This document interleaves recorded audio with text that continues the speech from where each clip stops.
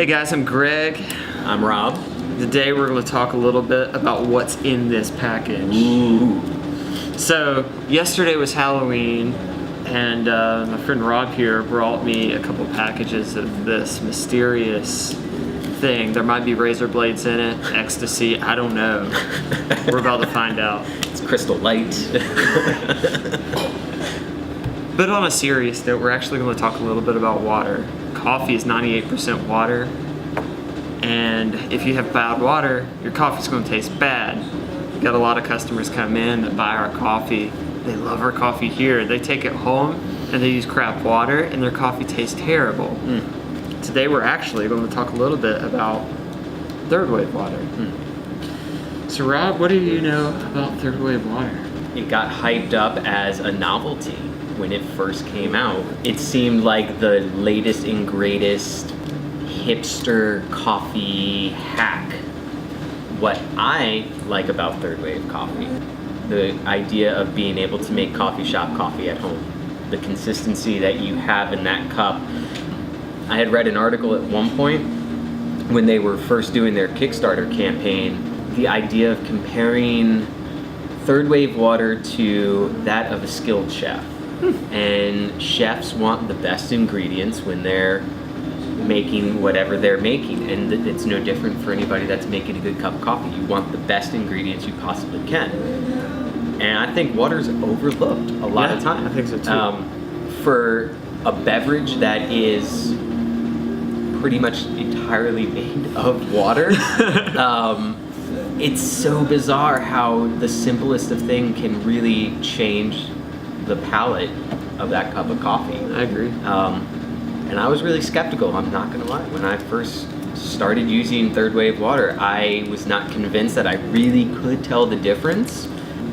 But then over time of trying different coffees and different waters, like just regular old tap water, and then this, there is a slight difference. One of the cool things that I've recently, I haven't read it yet, but there's a book called Water for Coffee, and it talks about the breakdown of water and why it's so important. And they actually talk a little bit about third wave water, and they talk about some other like weird water methods like purg water and RO water, all the different waters. But I'm really excited to check out what this has to offer. This mysterious silver foil package. Ah. So let's make some magic water. Okay. What do we do? So you get a gallon of distilled water. Do you have to pour any out? Nope. Dang. Do not pour any out. So the thing with it is recommended for distilled water only. Like we're gonna get all like fancy and like MacGyver on it, and boom, just pour it out. Well, you promise there's no razor blades in here. No razor blades. I mean, it is Halloween. And then just give it a good old swirl, shake. Hope it doesn't go boom. You're good. So, just because we're trying to compare to see if there really is any difference, and it doesn't truly appear that there is. You want to break out the refractometers?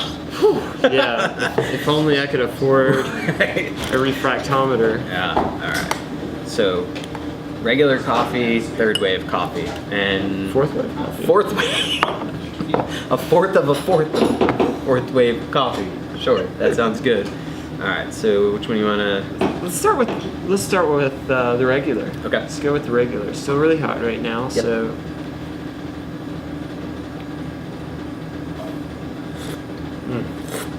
That is such a good coffee. Not superly full-bodied, but also not a light-bodied coffee. Nice balance. Kind of sits right in the middle. A little bit of lemon.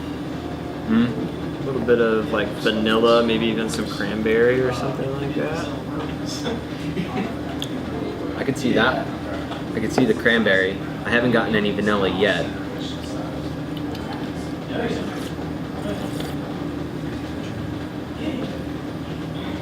This is like a very medium bodied coffee, like you said. Yeah, that would have been the better word.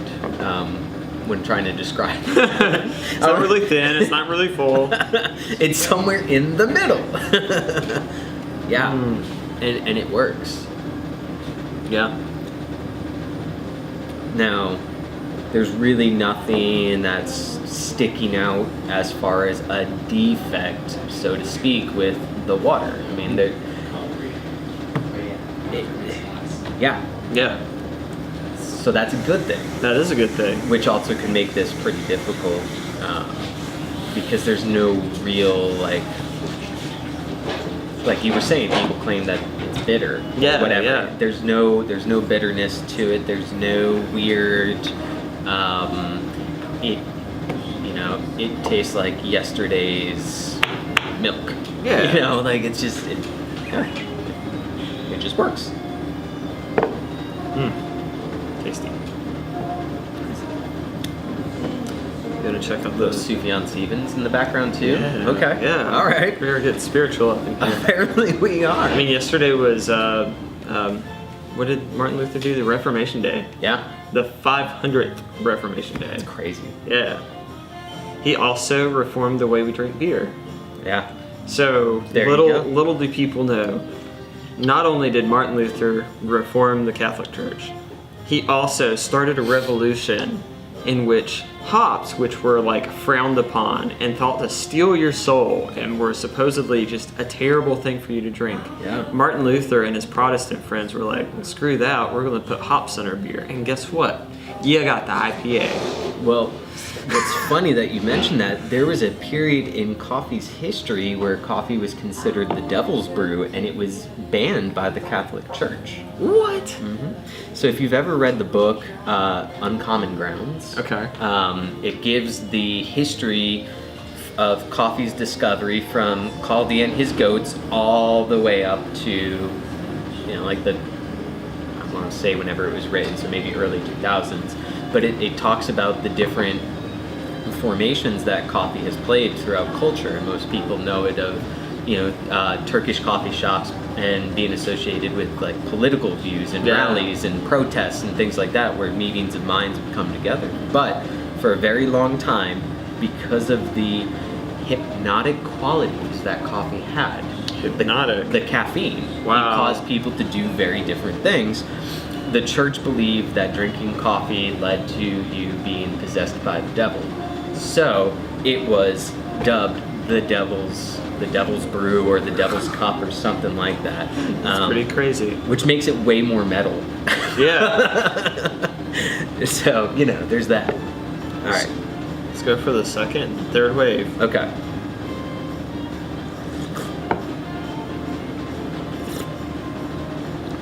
So, honestly, I get more of the acidity out of it.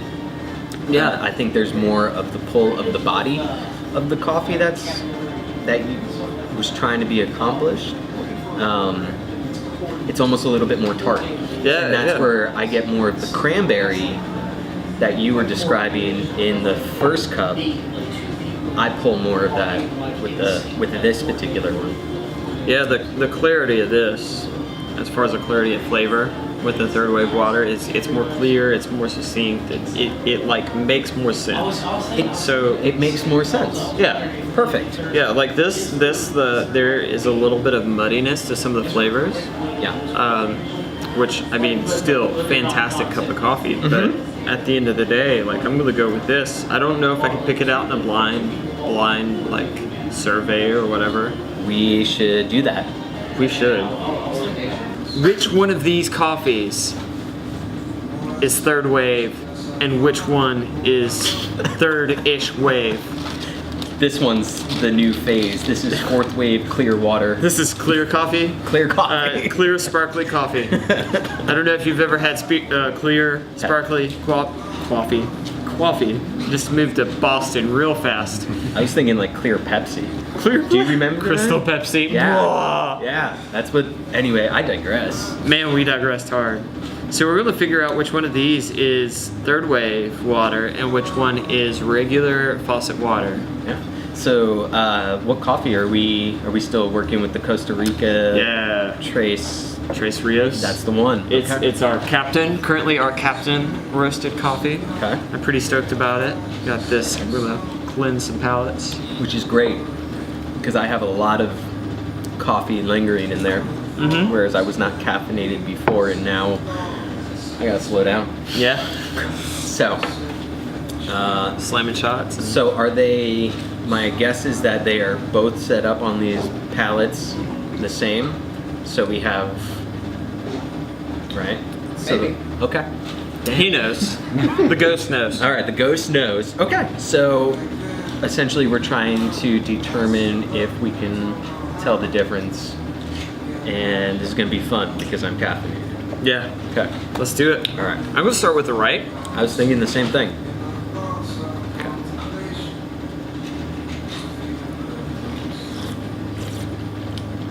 It's hot.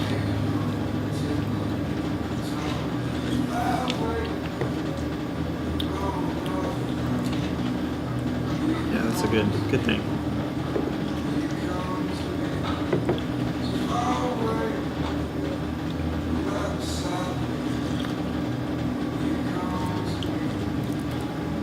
It's the one on the left.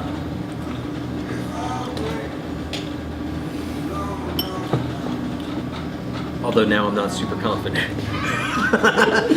That first sip was it was crisper. It had more happening to it. I can taste a hard difference between the two.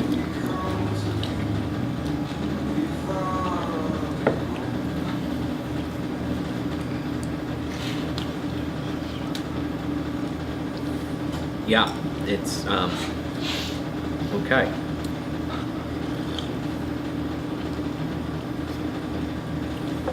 I think I'm relying too much on our previous I'm gonna go with adventure. my outside is the third wave water. Which one do you choose? Well,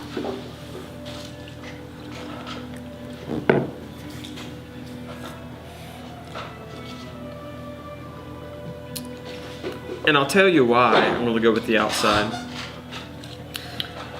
The one on my left, there is an aftertaste of bitterness. There is absolutely a bitter aftertaste. It's super clear. The one on the right, there's none of that bitterness on the end. And it's fruitier. It's like it's funkier. You get more of the flavor, the acidity. and you're saying that with the one on the outside. Yeah, So the this one on my here. outside. Yeah. So my original gut thought was this one on my left was the third wave. And I was picking that strictly based on the first sip with that overall acidity to it. Yeah. And what I was really thinking was a lot cleaner of a cup. But as the two of them are cooling down, the one on my right, which is your outside, has a lot more of an aftertaste. Mm-hmm. It sits a lot better than before, and I'm getting a little bit more of that clarity from the cranberry that we talked about prior. So, doing this blind does make it a little bit more difficult, I'll be honest. I'm a little stumped at the moment. Well, I got a hard yes on my right side. You had to pick which one. Oh man, if I have to pick. Alright, give me a second here.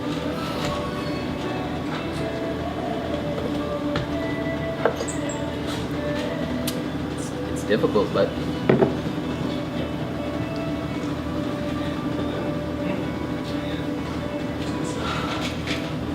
I'm going with my right, which is your outside. So this one, that's third wave. No, it's not. That's crazy. Trust your gut, man. I should have trusted my gut. Yeah, your gut was right. Dang. The ghost has told me that my gut was right. Yeah. That's crazy. So I'm gonna go with my right. And the right is correct. Cheers. Dang. But cheers. Really caffeinated Wednesdays.